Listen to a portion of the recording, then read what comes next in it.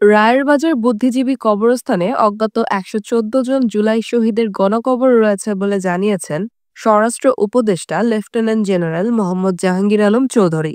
শনিবার রাজধানীর রায়েরবাজার কবরস্থানে গিয়ে গণকবর পরিদর্শন করার পর সাংবাদিকদের এ তথ্য জানান তিনি। এ সময় আন্দোলনে নিহতদের কবরগুলো ঘুরে দেখেন স্বরাষ্ট্র উপদেষ্টা।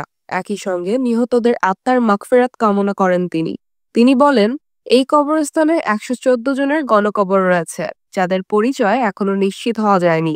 এখানে প্রায় ১১৪ জনের গণকবর হয়ে গেছে, যাদের আমরা এখন পর্যন্ত আইডেন্টিফাই করতে পারি নাই। আমরা চেষ্টা করতেছি।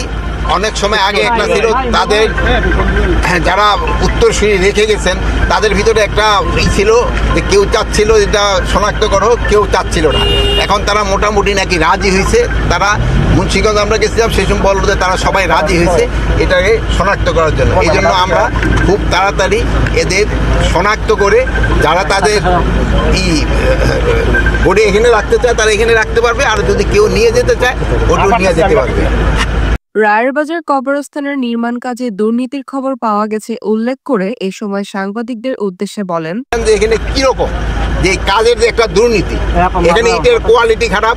আপনারা যারা আসেন না আগে এখন একটু দেখে নেবেন। তারপরে যে সুরকিগুলি আনা হয়েছে এগুলির কোয়ালিটি খারাপ। আমাদের দেশের জন্য যে প্রাণ দিল, তাদের কবরস্থান কন্ট্রাক্ট নেওয়ার পরেও যদি এরকম দুর্নীতি হয় তো দেশে কিভাবে চলবে? এই গণকবরের এই দুর্নীতিতে আপনারা ফুটে তুলবেন। যাদের বিরুদ্ধে তাদের তো আইনের আওতায় ব্যবস্থা আনা হচ্ছে। যারা এই গণকবরের এখানে যাদের এই অন্যায় যারা করছে সবাই আমরা আইনের আওতায় নিয়ে আসতে